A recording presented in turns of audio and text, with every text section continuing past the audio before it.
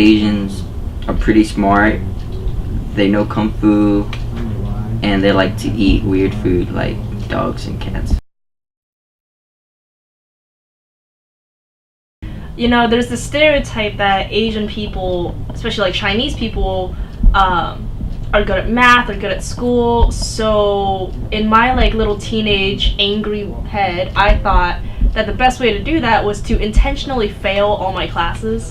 And as I found my sweater and I was leaving the conference room, this one lady walks by and she's like, "Hey, are you one of the janitors?" Okay, so in high school, I was dating this guy who was white. I became known as like his Asian, and not even like his Asian girlfriend, or no one knew my name. They were just like, "Oh yeah, that's his Asian."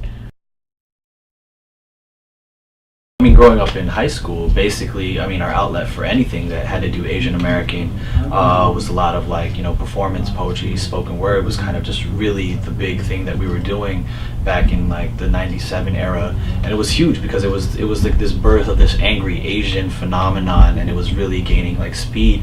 You know, it wasn't just a West Coast thing anymore. It was like it was filtering itself into different Asian American pockets. So I actually blog. I run a blog called Fascinations that focuses on kind of Asian American issues and racism and sexism.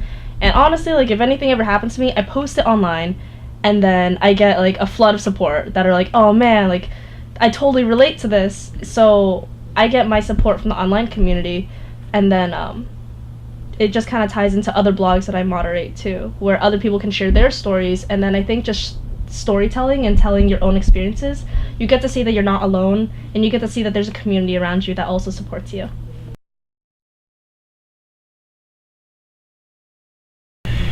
You know, when you face ignorance, it's very important to address it. And the idea is that you have to know where the ignorance is coming from. Is it a place of being, you know, is it a place from negativity, or is it a place of just not having had the experience of ever interacting with someone who's Asian, right? Because I think if it comes from a place where they've just never had the opportunity to be told otherwise, then I think we should take that as a very serious learning moment. You know what I mean?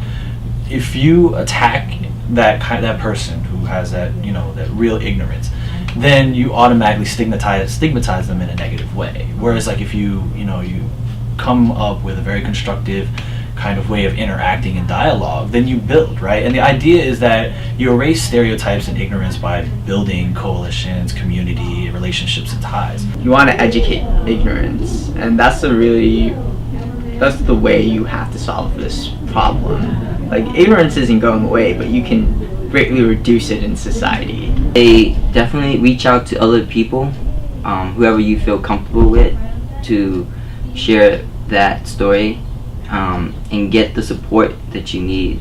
Don't listen to them, which I know is really hard, especially when you're a teenager and you're kind of just like developing your own sense of identity. But I think that reading a lot about your identity, talking to folks who may like also go through similar experiences, and just like knowing that it's okay to be angry, and it's okay to be angry at other people, and it's okay to feel frustrated with your own self in terms of identity and how people treat you, but turn that anger into something really productive, like, you know, writing or acting or just like, you know, blogging, ranting about things.